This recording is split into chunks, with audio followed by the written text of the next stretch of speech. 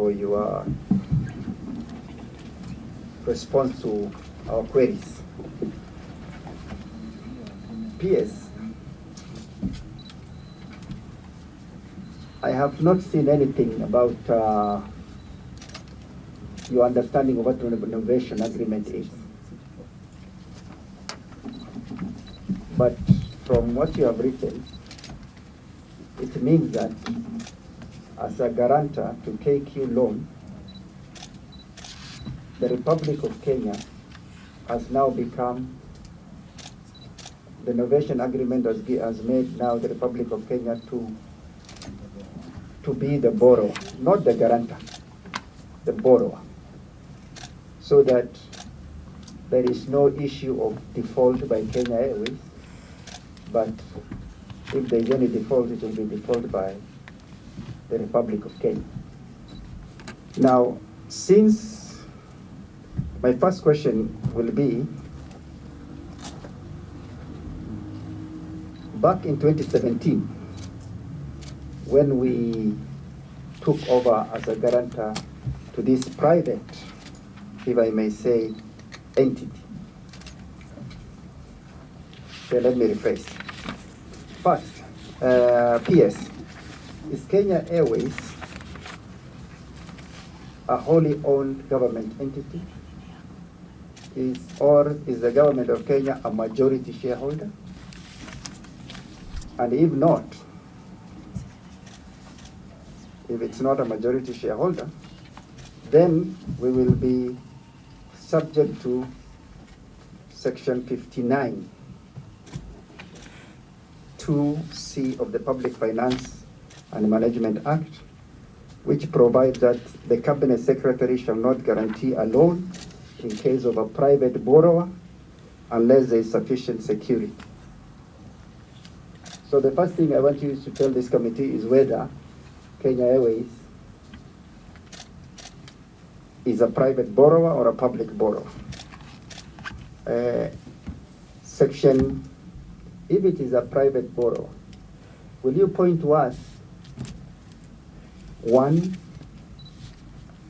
whether that guarantee has been approved by the National Assembly back in 2017, and two, whether at that time, following the dictates of Section 58(2)(e), there was a sufficient security for the loan. That's question number one. Question two is, assuming that back in 2017 there was an approval by the National Assembly, I am saying assuming, when we moved from a guarantor to KQ and became a borrower to this new entity called PEFCO, is it called something? It's not even the same parties that KQ entered into a deal with. But when we became a borrower, has that borrowing been approved by the National Assembly? Chair, those are the two questions. I will let my colleagues ask. Yeah. Okay. If you could respond to. Okay. Yes.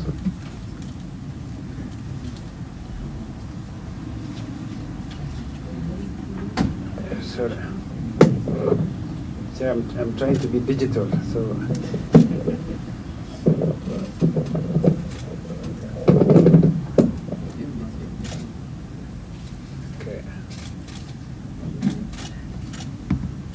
So first, you asked about whether I understand what innovation is. And Yes. my understanding is that innovation is an agreement between two contracting parties where one allows the other to substitute, to take up the roles. So in this case, KQ stopped paying the debts and the government of Kenya took over. And on whether KQ is wholly owned, I can only say that Kenya Airways is a limited company established by the Companies Act. in which the government of Kenya owns 48.9% of the issued ordinary shares. It is a government-linked institution as defined by PFM. So it is a majority shareholder. I think I've answered your question. Chair, I think that is not a correct position. Yeah, it is true. It is the government of Kenya owns 48.9%, but it may be majority shareholder, but it does not own majority of the shares. It can be, even owning 1% shareholding can make you majority shareholder if everybody owns less than 1%. I have answered your question. Exactly, you asked, the way you asked me, so I've answered. I didn't So say, is it a government-owned entity? it's a government-linked institution as defined by PFM Act. Where in PFM Act does that define government linked? I will need to get someone can get that. We can get you the section. There is nothing in law called linked. We can provide you. This is the brief I have. Let's allow the PS team to look at it and tell us where in the PFM Act that's there. Hold on. Let him, before he leaves, we need to get that answer. Yes. You see, and with all due respect to the PS, you know, the PS saying that that's the brief that he has means then that he has no understanding of what he's presenting to this committee. He has not taken his time to synthesize the information that he is adducing to the committee. And therefore, Mr. Chairman, my humble request would be that we call off this meeting so that then we give the PS time. You know, he's the accounting officer. He needs to have the understanding of any question that we're asking on his fingertips. Otherwise, we'll be trying to squeeze water where there's none. And at the end of the day, waste a lot of our time and his time when we would take time just to understand. Because you see, the issues we're asking here are very pertinent. We are under scrutiny by the public because of this public debt. You know, any debt that is taken over by the government of Kenya becomes fast charge. You know, in our CFS expenditure. And therefore, this is a big thing, and I think we must not take it casually. You know, and I'm saying this with a lot of respect to the PS. He cannot tell this committee that this is a brief that I have. I believe as a responsible committee and a representative of the people, we would only be fair to give him time to go and understand what it is that we are looking for, so that then we don't sit here in vain. Parliament does not act in vain. Thank you, Chairman. As much as my good colleague is talking about given time and to be answered, we just raised one question, and if the PS has not answered it satisfactorily, then he has the mandate to look for the correct answer. I'm asking now the second question. So before we write up to go, let me also find out from my own question whether the PS has answers for it or not. For example, Chairman, my question is, the Kenya government is trying to take over the 485 USD on senior. Let me just, we haven't gone into the next question. Just hold the... Yeah, so I want my second question. So, Mheshimiwa Daudi, Mheshimiwa Kwenya. And if you allow me... Okay, I just wanted to help the PS and give him and point him to the section that he should look at, section 51 of the PFM Act, which defines what a government entity is. I think you should have allowed him and his team to do the research, and they give us that answer before they leave this place. Yeah. Yes, Mheshimiwa Makani? Chairman, if you allow me, the question being asked by Honorable Daud is so fundamental that it's actually the build-up to all the other questions. So depending on how you answer that question, it will inform this committee whether it's need to continue or not. Because if you say KQ is a private firm or organization, that will change the whole analysis. If you say it's a public, it will change the whole analysis, and our questions will be informed on the basis of that question. Let me repeat. So I think it's important you take your time, go to the PFM Act and tell us where do we have government-linked institution?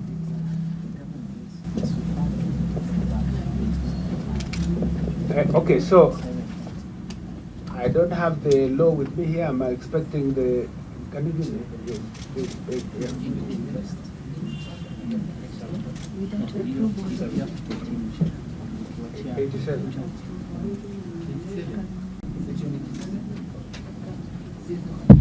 Okay, so if you go to section 86, first of all, 85 and 86 of the PFM Act, it talks about quarterly reporting by administrators of national public fund. The administrator of a national public fund established by the Constitution or an Act of Parliament shall prepare quarterly financial statements for the national public fund in a form prescribed by the Accounting Standards Board. Establishment and dissolution of state corporations and additional requirements for state corporations and government-linked corporations. Section 86 talks about establishment and dissolution of a state corporation. And then 87 talks about the national government entity may not invest in a state corporation or in a government-linked company. So I'm not sure, Chair, whether this is sufficient. That is, you can invest in any company. If in one of your answers coming, you will talk about Everready and all these other entities that you invest in. So that now is an investment. So let me answer your question, because I have said that KQ is a limited liability company established under the Companies Act, in which government owns 48.9%. It means from 100%, government does not own the balance, which is 51.1%. So it has majority shareholders, but it's not the majority shareholder. Thank you very much. Will I point to you Section 51 of PFM Act? Can I just let me just so that we just also make progress. Section 91. For the purposes of Section 86, 87, 88, and 89, government-linked corporation means a corporation in which the national government or the national government entity is a shareholder with less than 50% of the share capital of the corporation, and invests means any form of funding provided to a state corporation, including providing share capitals, loans, guarantees, grants, and subsidies. Or government-linked corporation. Chair, you see, that's section 87. 91. Let's go to section 87 first, that he read out. Yes. That the government cannot or should not guarantee an entity, an entity whereby it doesn't have, the majority shareholding. It is expressed, shall not. Just go to section 87 and read it out, then we can make progress. Because from what we're hearing, the guarantee was done because it is government linked. And therefore, even an organization whereby the government is linked by having a shareholding of even 1%, then if we were to take cue from what the PS is saying, the government can guarantee any other organization where it has interest, because that is the link. Let me just now read 87 as you had requested, so that we can make progress. This is the national government or national government entity may not invest, okay? May not invest. A, in a state corporation. B, in a government-linked company, without the prior approval of cabinet. So that tells you if cabinet approves it, okay, which may be given only after taking into account any recommendations of the National Treasury regarding the financial implication of the investment. Are we together on that? Yeah? And can I, okay, yes, Dodi. It's good we make progress. Chair, I want you to also to read into the record section 51, which talks about what is... Dodi, I will read section 51, but for the record, I think section 87 answers the question that we had asked. So let me go to 51 as you have requested.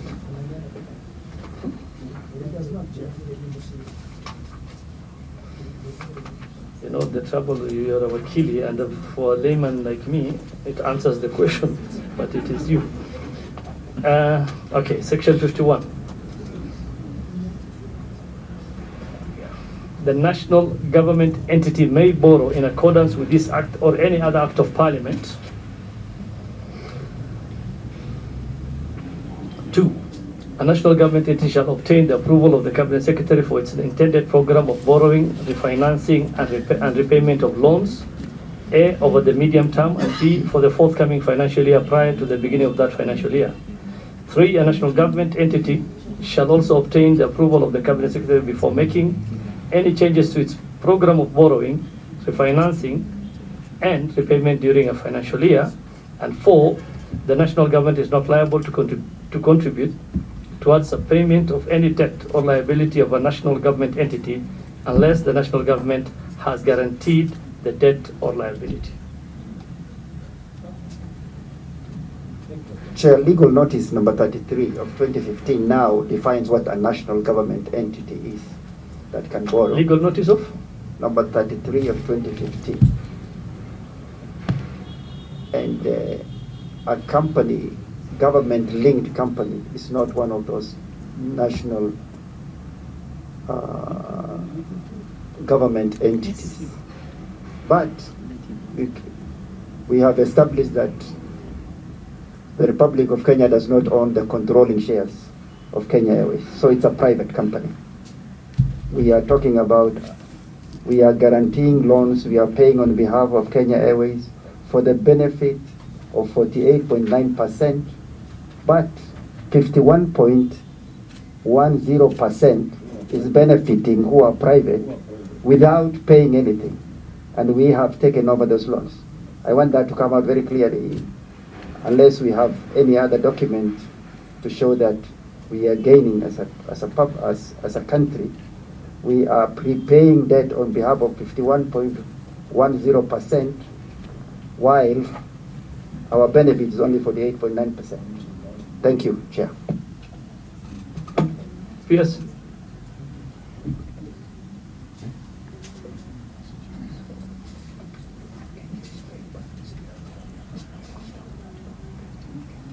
So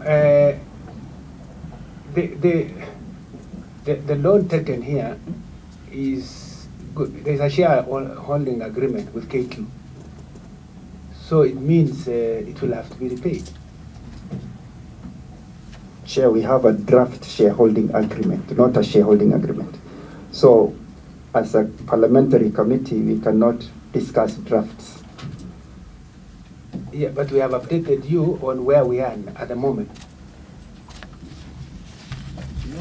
Yes, if I may ask, in more or less on the same, because you said in your opening statements that you do not have an innovation agreement as yet.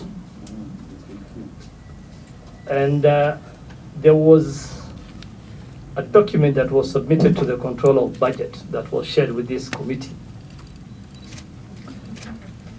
to facilitate the withdrawal of the funds from the consolidated fund for the payment in the financial year 23-24.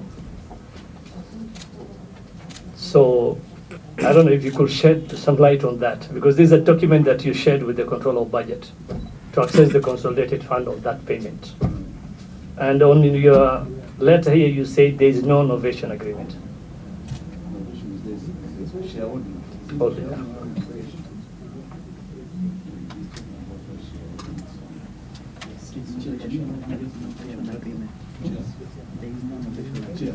So actually, if I draw to page 3 of my statement, I said the parties to the sub-senior facility completed innovation of the payment obligations from the company to GOK in October 2023, with GOK through the National Treasury providing consent.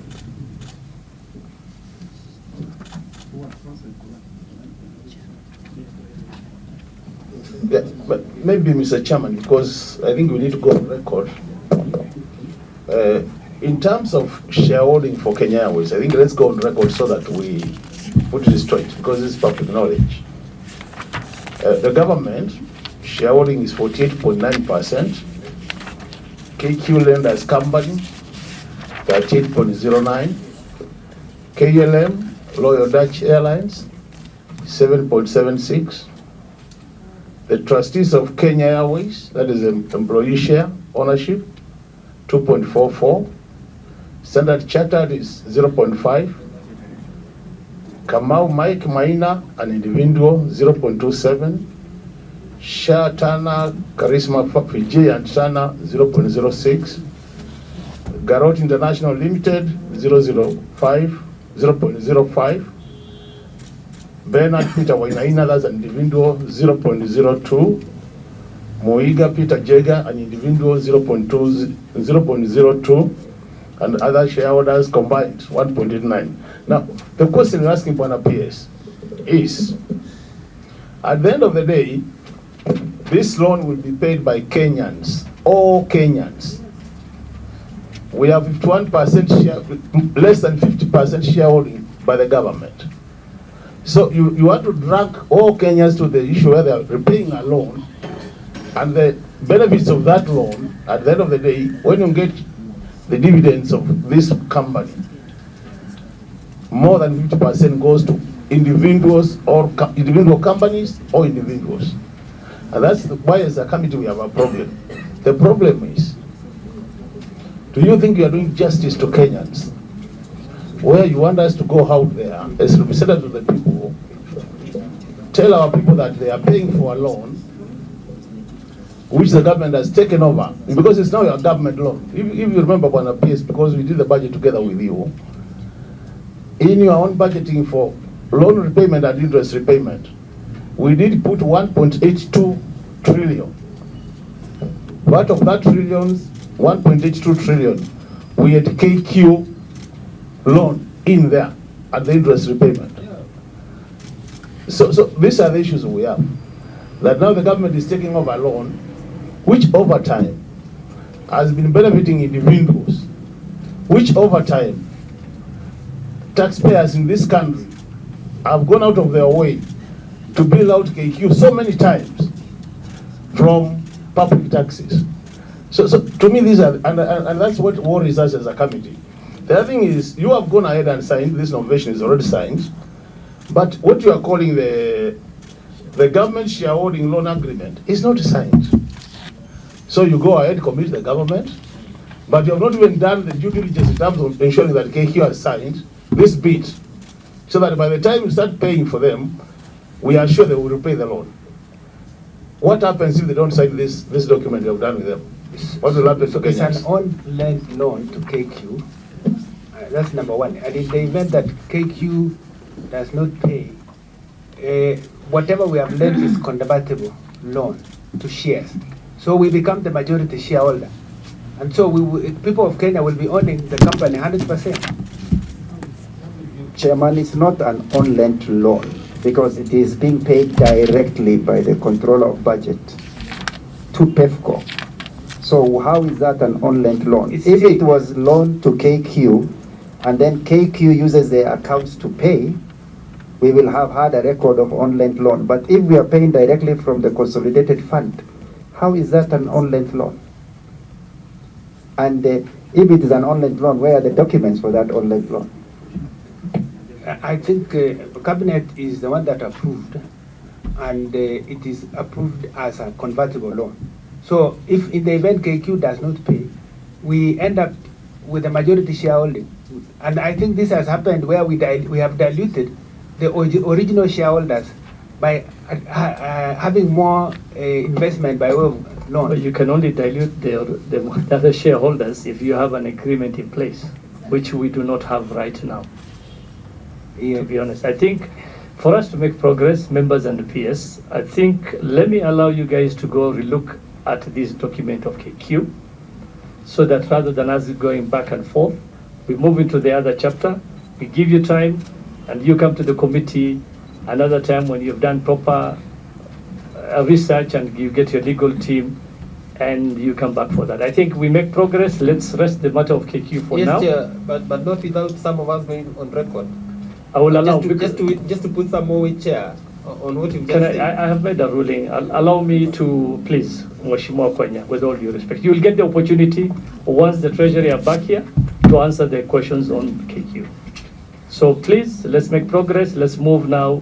And PS, please commit to the committee that you will come back to answer this issue. Once we'll write to you on another time so that you can get yourself ready. And I think I commit. Let's move to the next agenda. Adani.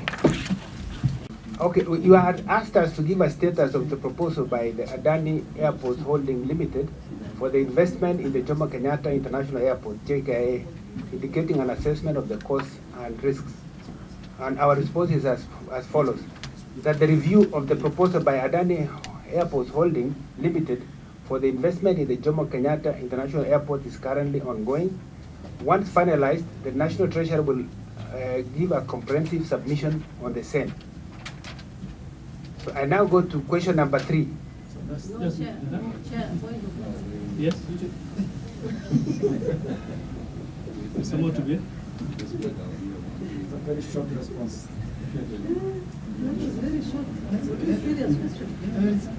Well, I'm just actually trying to read where Zoom is. Chair. We are done with Adani question.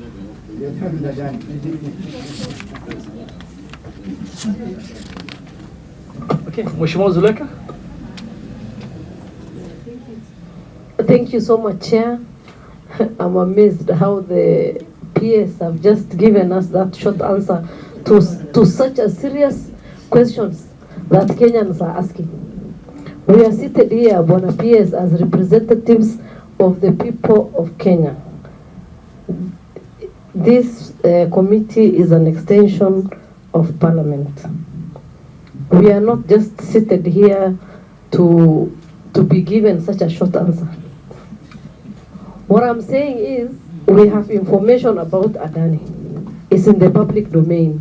Everybody knows about it, and we have so much details. You've drafted a PIP contract with them. We are aware that there's an investment that they proposed. We are also aware that there is a process that is ongoing.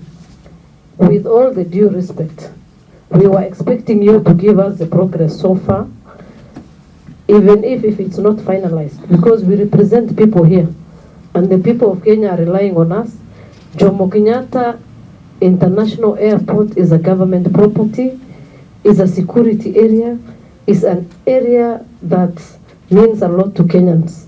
So we cannot just take that for an answer, and we know there's something that is going on. We really want to get to the bottom of this story today. Thank you. Yes. Yes, thank you, Chair.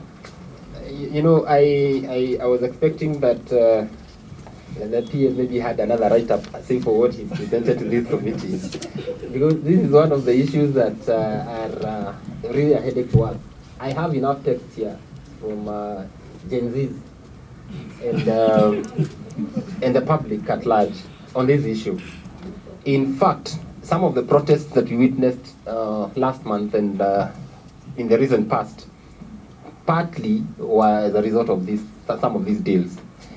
Mr. Chairman, I benefit to have sat in the Public Investments Committee in last Parliament, and there was a PIP by KQ and a private, KQ apparently was supposed to take over the running of JKIA, plus another would-be investor.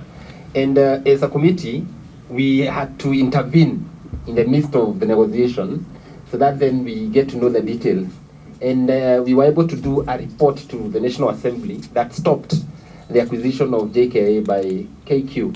Because actually, if I can rephrase the words that were used as then, was a case of a beautiful girl having an admiration of a broke, beautiful girl admiring a rich guy, you know.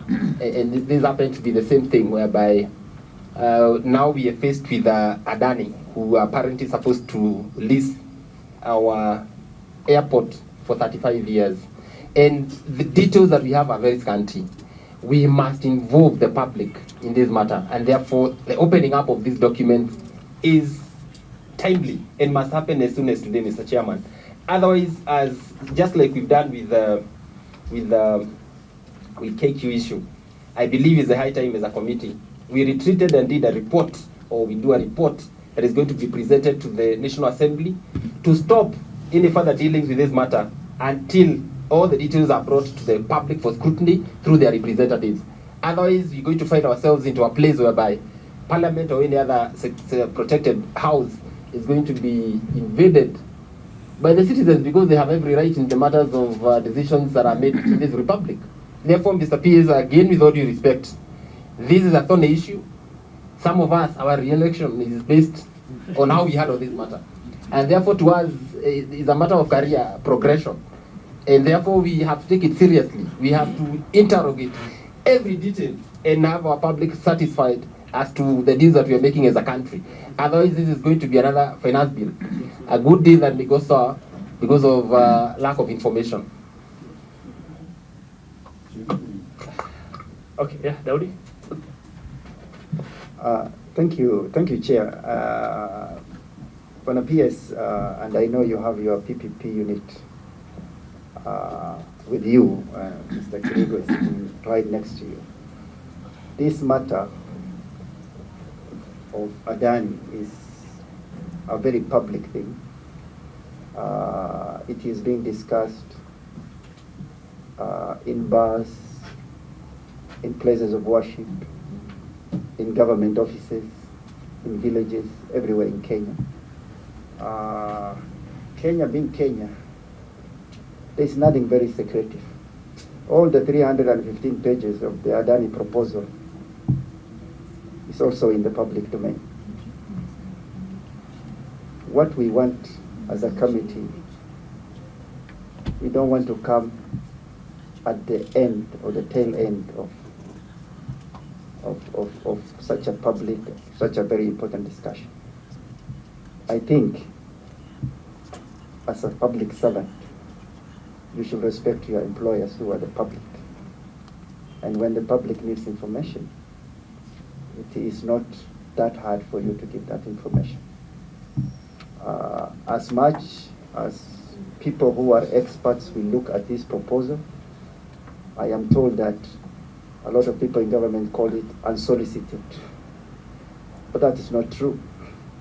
We have been going to India a lot. It was solicited, it is there, it is in the public domain, the 315 pages.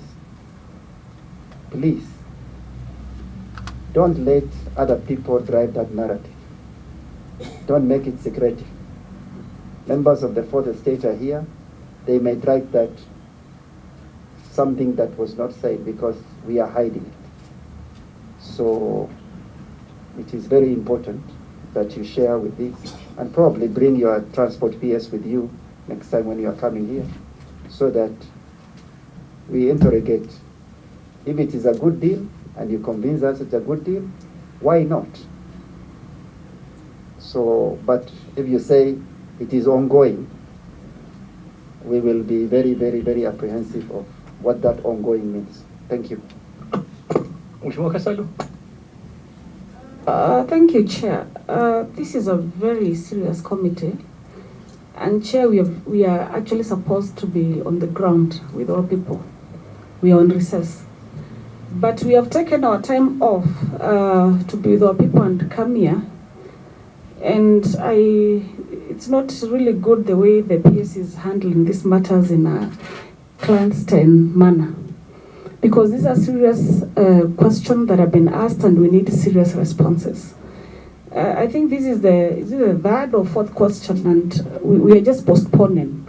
So to sit here and be told that the process is ongoing and that when they have more detail, then they'll come back. That is not something that we are going to accept in this committee. We need the PS to be more serious, and whenever we ask for questions, they comes appropriately prepared. Chair. Thank you, Chair.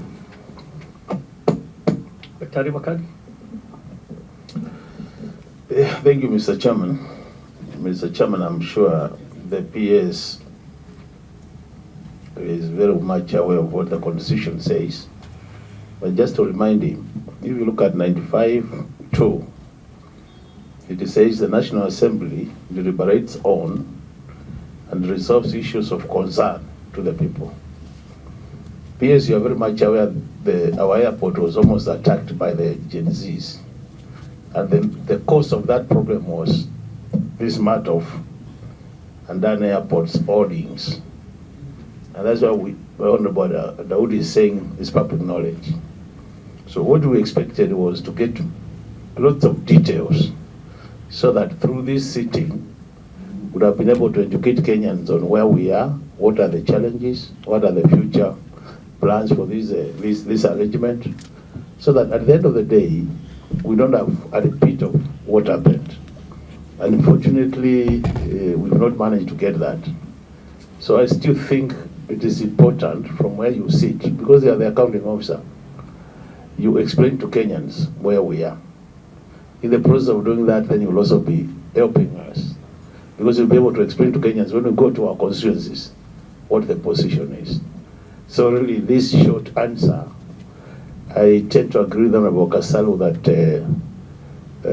we've taken our time off to come and sit here, listen to you, but we don't seem to be achieving much, which would be very bad for us, those who have traveled from far to come and listen to you. Thank you, Mr. Chairman. Thank you, PS. Okay, Mheshimiwa Makela. At the tail end. Chair, for once I thought you're part of Treasury team. I agree, Chairman, that this Adani deal is in the public domain. And even me, I have a copy of the feasibility study of Adani. What appears, what I request you, Chair, as you make your ruling, is that in the next meeting, let's have the CEO Kenya Airways, or the person that operates from Kenyatta, the national Kenya Airport Authority, together with the Minister of Transport, because we have information, we have data. Even the workers that work in Jomo Kenyatta National Airport are saying we are on a risk. We will be sacked, all of us. So instead of dealing with the peers alone here, we need KAA CEO together with the transport sector, the minister is responsible for transport, and of course the National Treasury, which is responsible for holding shares even around that particular place. So, and the principal secretary for National Treasury. So in our next meeting, so that we have answers, and for all of these things, is the three actors must be present here. Thank you, members. Before the PS, for the record, PPPs, yes, there is the implementing agency, but the home of PPP is Treasury. I think the more we need to understand that. And on a PS, I happened to sit in the vetting committee, and a man who was a former minister for transport gave more information on Adani when we asked him those questions on the vetting than you have given us here, honestly speaking. And I'm sure you have more information, because that guy was out and then came back again and went to a different ministry. And it's in public domain that there was a session called in by KA on its employees on public participation. So I think it will be good if you could just give a brief to these members and to the parliament and nations at large, so that at least that can give us a reason we send you away to give us a longer, proper presentation. Because it's really awkward, and it puts us in a very difficult situation where every matter that have come, we're saying, okay, can we change? And we have spent a lot of time and energy here. So this Adani thing is really hot, and it's best if you can just give a proper small brief, so that then I can, at least as a committee, we can look at a way forward on this matter, rather than this one sentence that you put on your presentation. So would you be able to? The chair cannot be put out of order. Mheshimiwa Zulata, the chair cannot be out of order. Eh? So you can request. Okay. Go ahead, Zuleka. Thank you, Chairman. I think the PS is not yet ready for this committee, and I feel like this is not good for the public. As my brother here said, the media are here and everything will be out at the end of the day. So with all due respect, we love the government, we are one government, the legislative and the executive. We are not fighting, we are not interrogating on other interests, we are just doing for the interest of our public we both represent. I suggest the PS to go and do his assignment well and come back to this committee when he is well prepared, and we can inform the public and everybody what is right. Right now, my opinion, we cannot proceed. Thank you. I think I just was about to make a ruling, that's why you went on that. But let him respond, because it's only the members who've been asking, so let's allow him to respond. Yes. So, Honorable Chairperson, I have heard the members, and I think it's only fair that I come back with a comprehensive report on this matter. And Okay. I'm happy to be accompanied by the members of the Ministry of Transport and any other person you deem fit. Okay. Chairman, just allow me. Okay. kindly. You know, PS, I have always known you to be a very bold gentleman in every matter that you present to this committee. Today, something is not right. I don't know from whichever position you're coming from, but seems like you're tight-lipped in as far as these matters that we are trying to interrogate are concerned. And let me tell you for sure, it is becoming extremely difficult to defend this government that we love because of lack of that information that we are seeking. The word there is that somebody is benefiting from this deal, the Adani deal. And maybe not. Why wouldn't it just be fair, Chair, for us to be versed with all the information that we are asking, so that then we communicate to our people, because we are the link, we are the representatives. If you deny us that information and the responses that we have on record, Chair, and that's why I was opposed to the fact you asking the PS to give an oral presentation, because that you know what it is, because we are answerable to the people. And PS, we are saying this with a lot of respect. We have been here before during Uhuru Kenyatta's time. He was pushing to have KQ and another investor take over Jomo Kenyatta International Airport, and which Parliament was opposed. Then the chair, who is now the governor of Mombasa, the Honorable Abdul Somad, and our committee came up with a status report just before the deal was done. You know, there was this kind of presentation. This was the first time you get this kind of presentation, a two-line presentation.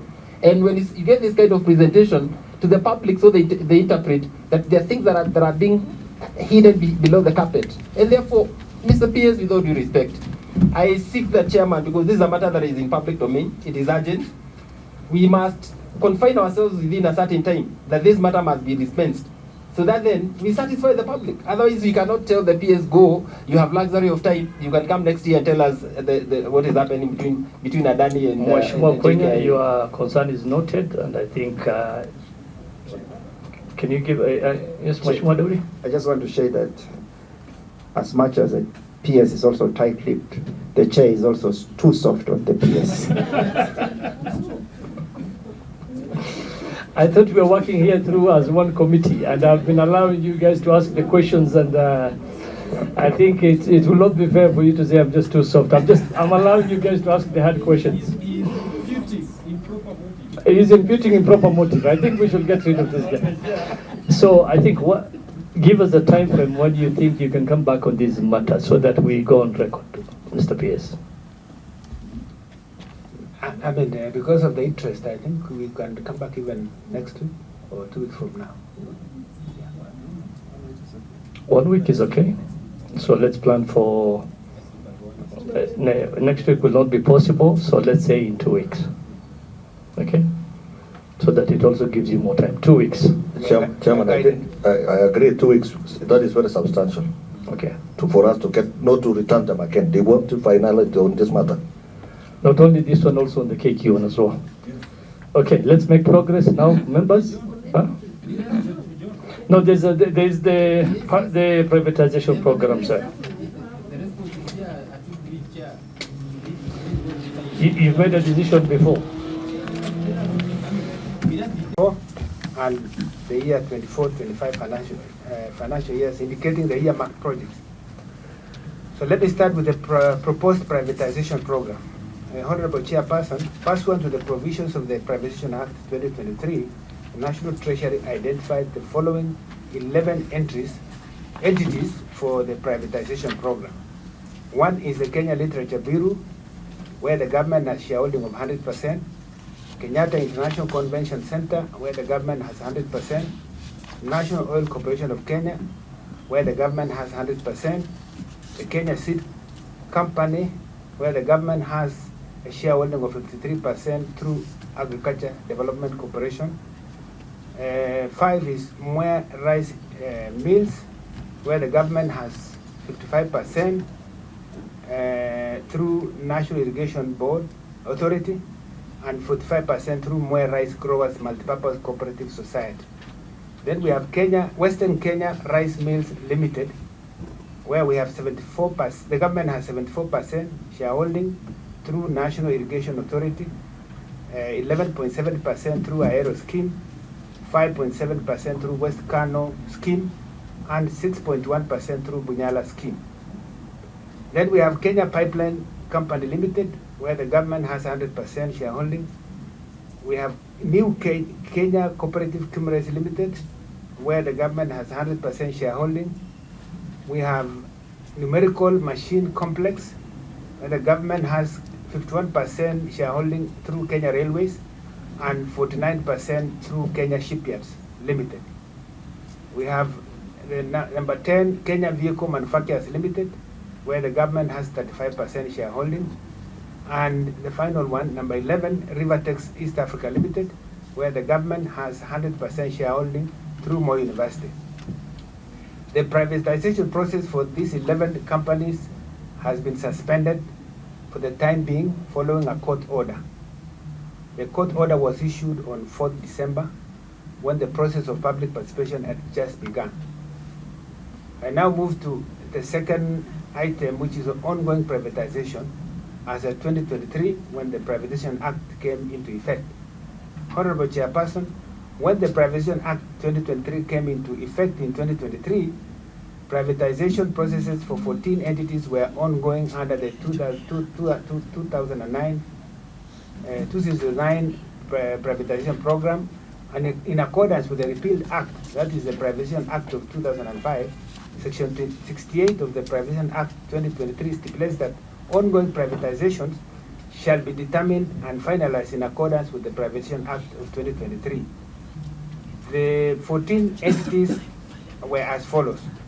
Number 1 is Agrochemical and Food Company Limited, where the government has a shareholding of 56.34%.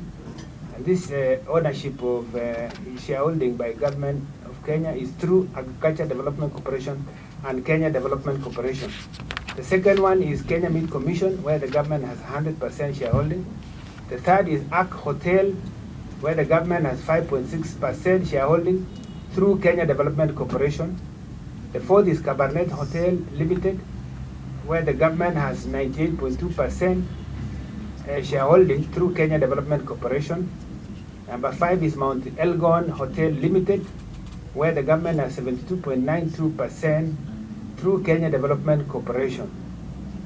Number 6 is Golf Hotel Limited, where the government has 80% through Kenya Development Corporation. We have number 7, Sunset Hotel Limited, where the government has 95.4% through Kenya Development Corporation. Number 8 is Kenya Safaris Lodge and Hotels Limited, where the government has 82% shareholding through Kenya Development Corporation. Number 9 is Development Bank of Kenya, where the government has 89.31% through Kenya Development Corporation. Then we have Consolidated Bank of Kenya, where the government has 93.4%. Number 11 is Kenya Wine Agencies Holdings, Kwal, East Africa. It's Kenya Wine Agencies Limited, where the government has 43.77% through Kenya Development Corporation. Number 12 is International Hotels Kenya Limited, also known as Hilton Hotel, where the government has 40.57% through Kenya Development Corporation. Number 13 is Kenya Hotels Properties, and it is also known as Intercontinental Hotel, where the government has 33.83% through Kenya Development Corporation. And the last one, number 14, which is Mountain Lodge Limited, that the government has a shareholding of 39.11% through Kenya Development Corporation. The privatization process of the entities above are at various stages of implementation by the privatization authority, with a notable exception of the Consolidated Bank of Kenya Limited arising from an old legal case. Honorable Chairperson, honorable members, I now go to the last item, which is listed government-owned enterprises and the government-linked corporation. Honorable Chairperson, the Privatization Act 2023 does not apply to sale of shares in the secondary market. The Privatization Act therefore does not apply to the sale of government shares in the secondary market for the following listed government-owned enterprises and government-linked corporations. We have one Kenya Electricity Generating Company that the government has a shareholding of 70%. Number 2 is Kenya Power and Lighting Company Limited, that the government has a shareholding of 51%. Number 3 is Safaricom Limited, that the government has a shareholding of 35%. Number 4 is Kenya Commercial Bank Limited, that the government has a shareholding of 19.76%. Number 5 is Kenya Reinsurance Corporation, which the government has 60%. The Liberty Kenya Holdings, formerly known as CFC Insurance Holdings, that the government has 0.9%. Number 7 is Stanbic Holdings Limited, or PLC, formerly CFC Stanbic Limited, that the government has 1.1%. Number 8 is Housing Finance Company of Kenya Limited, that the government has a shareholding of 1.59%. Number 9 is Nairobi Securities Exchange, that the government has 3.36% shareholding. Number 10 is East Africa Portland Cement Company Limited, that the government has 25.3% shareholding. And finally, Everready East Africa Limited, that the government has 17.2% through Kenya Development Corporation. The Cabinet in June 2024 approved the divestiture of the government of Kenya shareholding in 6 of the 11 listed companies above. And these are East Africa Portland Cement Company Limited. Number 2 is Nairobi Securities Exchange. Number 3 is Housing Finance Corporation of Kenya Limited. Number 4 is Stanbic Holdings Limited. Number 5 is Stanbic Holdings, which is CFC Stanbic Limited, and Everready East Africa Limited. The process of sale of GOK shareholding in the 6 listed companies is currently ongoing. So I need now to go to number 4, which is a review of the rate of loan. Maybe I should stop here first. Yes, Mheshimiwa Kwenya. You know, and I'll still go back to what I said. I think the committee, allow me to use this term, you're taking this too far. Chairman, if I will take you back to what the committee had requested, is completely different from what is being presented to this committee. Because the question was the performance of privatization program for the 2023, 2024, and 2024-25 financial years, indicating the earmarked projects. You know, performance. I would have expected that the peers would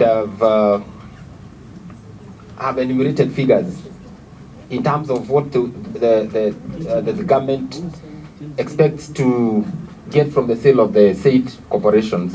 But Mr. Speaker, Mr. Chairman, Konya. Let me say amen. You keep on saying Mr. Speaker, so I think I'll end up being the Speaker in the next National Assembly. But Mr. Chairman, what the PS has ended up doing is just giving a narrative of what is already known to us. So he has just listed the companies that are earmarked for privatization, the court orders therein. And Mr. Chairman, I think this committee has powers. If we were to invoke Article 125 of the Constitution, then we have the latitude to summon the CEOs of all these organizations so that they can give us the status of these organizations, so that then the PS does not belabor in just reporting what is in public domain. And I think, Chair, we have every responsibility, we have every power emanating from the Constitution to summon anybody. And that is the spirit of the Constitution. All these institutions that are earmarked for privatization, we can summon them to appear before this committee, give us this information that we are trained to milk from the PS, and which he certainly seems not ready, or he doesn't have the information because of the work in his office, Chair. We also, I think as a committee, also being unfair to him to ask him all these questions as pertains to KPC, as pertains to all these hotels, and then expect him to stabilize the shilling at the same time. I mean, we are asking too much from him. Yet we have we have the power from the Constitution to summon these people because they are there, and they are the accounting officers. His business would be to tell us where we are in terms of privatization. We will be having these figures coming from the CEOs of these organizations. Okay, thank you, Chair. Mine is not a question, but it seems you have given us a list of PS of government entities that you want to privatize. But we have only percentages. None of them has a value. And we can only talk about privatizing when you know the value of these entities that you want to privatize. So why are you avoiding values? Is it something that's being hidden? Do you want just to, you just sell this organization throw away prices? See, so you want to know also the value of these organizations that you are selling. Okay, Mheshimiwa Daud. Thank you, Chairman. Thank you, PS. I think the privatization program has not picked up some of these, the old things, and so let's not belabor this one. But of interest on a PS, the President of the Republic on a national address talked about, because of the economic problems and the fact that the finance bill was not withdrawn, but rejected by Parliament, by the people, sorry, that there will be divestiture or sale of a number of government entities. What this committee was really interested in is whether there was a thinking that has gone into that program. Because these old things about Ark Hotel, Grove Hotel, as long as I've been around, we have been hearing about them. But this thing that the President of the Republic has committed to the Kenyan public, those are the things that we want you to shed light on. When is a proposed sale? How much will be this? What are we expecting from that? Because I remember we did the supplementary one of the budget. We cut a lot of expenditure. We also did some extra borrowing. We were hoping, at least me and the rest of the Kenyans that I represent, were hoping that that hole will be filled by the sale, the proceeds from the sale of those number of institutions that the President said that will be privatized. So, my question, how many will be privatized? Is it the number that the President said? Because those were outside what you have just reported. And what, because he only talked about number, we want to know which are those institutions, state-owned corporations that are going to be privatized, and what are their values. Thank you, Chair. Thank you. Well, it appears I was hoping myself that you will tell this committee, how did you prioritize? On which institutions you're going to sell or privatize. The criteria used to arrive at that is what I was hoping to hear from you, to be honest, so that Kenyans can know the reason why this, so that we can convince Kenyans in advance. You remember the hue and cry when we said KICC is on the list. Kenyans went. So this, I was hoping, would be an opportunity for you to share with Kenyans how you arrived at these companies that you've listed and the criteria that you have used. And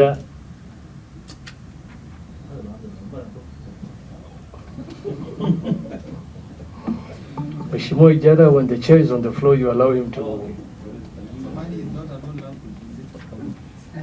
Oh, he spoke in Somali as well. So I think that is what we expected from Treasury. And so that you can also, finally, I would want to hear your comments. Section 22 requires that upon approval of the privatization program, it shall be submitted to the National Assembly for ratification. I want to hear your comment on that. And your response on what the members have raised and what I've just raised, so that I can just make a ruling on the way forward on this matter.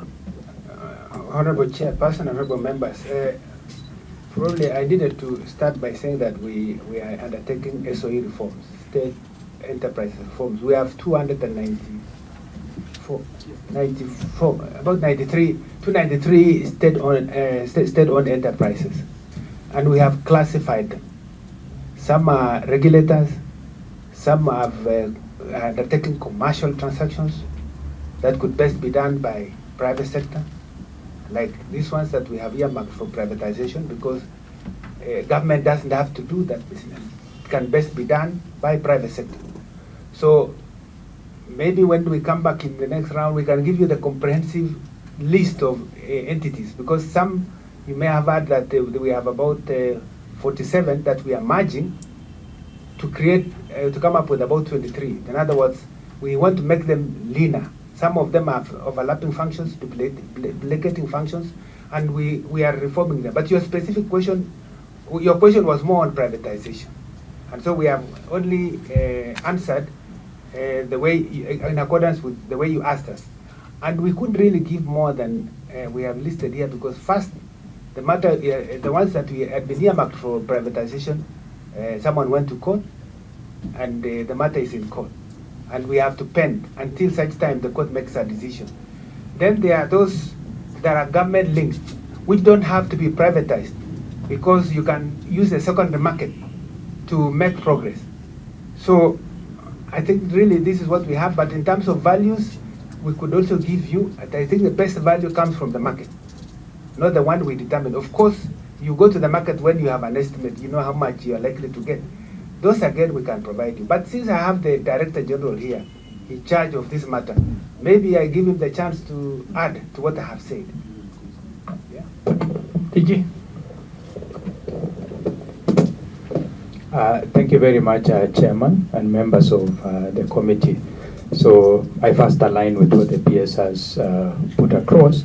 When it comes to the matters around privatization, so the position is that all of course, I'm sure members are already aware that we have struggled around this process from 2008 to today. So we've really not had any privatization coming through from 2008 to date. And that's why in 2022, when this administration came in, so one of the things that had to be looked at was the challenges around driving privatization processes effectively. And one of the challenge that we had was a challenge in the law.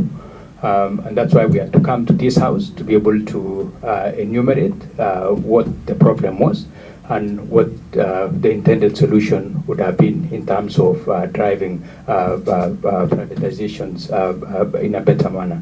And we appreciate what Parliament was able to do to help us get us a more modern privatization law, which after that came into place, so it required that the process of privatization was fast. The National Treasury was, because they're the ones holding the policy framework, to come up with the privatization program. So once you propose a privatization program, and I'll be able to explain, what it goes into coming up with that program, then of course you take that to a public participation process. So once you've incorporated the views of the public, then you take that program to cabinet for additional input and approval. Once you're done with cabinet, then you take that program to Parliament, to the National Assembly for their review and approval. Then once it's approved, then that program comes in, maybe with input, modifications by Parliament. Then it comes and we hand it over to the Privatization Commission, which goes ahead now to execute that privatization program as now approved both by Cabinet and approved by the National Assembly. And of course, from there, you will keep providing on annual basis the performance of the program to the National Assembly. So the first instance is to say, so what did you use to come up even with that proposed program that we have a problem with in court? And the first instance, Mr. Chairman, is that what you are looking at is areas where we were bleeding as a country, number one. So you needed to reduce the fiscal risks that emanate from some of those corporations. So that is one reason. The other reason was you also wanted to make sure that some of these organizations which are not being run efficiently, but could better be run efficiently by the private sector so that they could be able to withstand the market dynamics, then that also forms a candidate for privatization. And the third reason is that you also have instances where we will also be able to plug in our budget deficit using some of the proceeds that come from privatization. And for example, if you go to that program, look at some of the examples that we had. Like when you look at the smaller companies, like the Moya rice mills, for example. So for those particular entities, they've struggled over time because of the handle that government has continued to hold. And it was a good idea to let the farmers, the farmer cooperatives, being the other anchor shareholders, to be able to participate in that process and fully control that commercial exercise by allowing them to exercise their preemptive rights and be able to remove that hurdle from government. Because applying the government processes to companies like those particular ones, if you have to go through procurement laws, go through the approval processes that you needed, then definitely that's why they've been overtaken by the private entities. Then in some very strategic places, look at two companies, for example, KPC, and look at even KICC, for example. So go to KPC. So when you look at KPC, you are basically trying to replicate some of the successes that have happened in the privatizations that have been done in the past. For example, what happened in Kenya. So you still have quite some work to be done at KPC, for example, in terms of additional investments. You already have a lot of pressure from South Sudan to be able to do a pipeline to the other East African countries. So the kind of resources that would be required to be able to run that particular process would mean you needed to also get a market-driven process, where if you had listed this company in the stock exchange, you'd allow Kenyans to be able to invest in it. And then when you have a cash call, like what happened in Kenya, when it was privatized in 2006, government was able to cash in about 30 billion shillings to plug into the exchequer.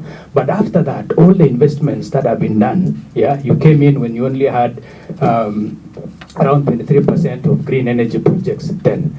Now you're talking about 91%. And all those investments have been done using the capital markets. So this company went ahead in 2009 to issue a bond, 25 billion bond, which Kenyans undertook, and it was fully subscribed. And you're able to use that money to do the programs that have been done in Olkaria. After that, they were able to also come back to the market to be able to undertake additional investments in Masinga and reform what we have in Mombasa. And with that, they came to the market and raised additional capital through a rights issue. So for all those, if we were to depend on the exchequer and say we come for budgetary allocation to be able to do that, then definitely we would really be tracking behind and would now be talking about power rationing and the rest. So for strategic reasons, Thank you, DG. If I can just I wish you had put all that into the writing of what you had just done here. That will have just made life easy for all of us. And I think if you can, as you said, imagine yourself, the way you're explaining verbally, if you're just that written document here, and we take that to the national, you'll actually make life easier for yourselves once you go out there for public participation, because they'll have a proper understanding of why you're privatizing these institutions. So help us to also help you and also get the public to understand. So I will kindly urge you, those, whatever you're saying now, if you could also put it in your report so that when next time you're coming back, we have it on record, written, so that any document that you provide to us, we always attach it to the report that we give to the National Assembly on the floor of the House, so that it's on record and any member of the public who wants to go through it can easily access it. Because if you tell us verbally, it only stays with us here. That with the recent intervention of G2G between Uganda, G2G for the full of Uganda, still Kenya Pipeline is benefiting. So for us to just come here and give us an explanation that you need to extend the line from Eldoret to South Sudan, whether you extend it, at the end of the day, the income generating unit, it is a transport income. And that transport income can support Kenya Pipeline to surface their loan. So I think through the chair, my request is we need to meet the CEOs and the board chairs or board members of these companies before even we meet the PS for treasury. That is my take, kindly. Okay, Mheshimiwa is noted. I think about the PS and the team, let's allow you to go back, redo the documentations and the items that we had conversation on, and then we reschedule a meeting in 2 weeks' time. So, members, thank you very much for all your inputs. I think it's best we really allow. I think we've had 3 issues and most of them have not been to our expectations. I think it's best we allow them to retreat, redo all the reports, and then we can also give them time to look at let them allow them so that we just make that. PS and your team, thank you for your time. And yes? Sorry to, but I just want to, on the last question, as the chair, as the PS is going to do their homework, if you look the schedule 5 they gave us, please, that data is not complete. Even if they come with next time that data, it won't help us. For example, just quickly, I just want to show the committee, if you look at the development partners number of projects. So we want the number of projects to be in detail. The loan, when was it taken, all those things, kindly. Okay, that's noted. I hope you've taken note of that. So yes, applicant? I think we have asked the PS to come with a lot of information, and that is not something that we can do with one session. So we can have different sessions so that we can exhaustively discuss some of this matter. Okay, your concern is noted, Mheshimiwa. So I think let's allow that matter to rest. Being no any other business, this meeting. Yes, Mr. PS. Thank you, honorable members. I think I agree with what the honorable member said is important. Remember, we had indicated we needed a session with you because we have so much information to share with you. We only come here guided by the questions you have asked, but if we got a chance, we can take you through a number of these. So maybe that retreat is important even as we come for your formal sessions, and we are ready for the retreat.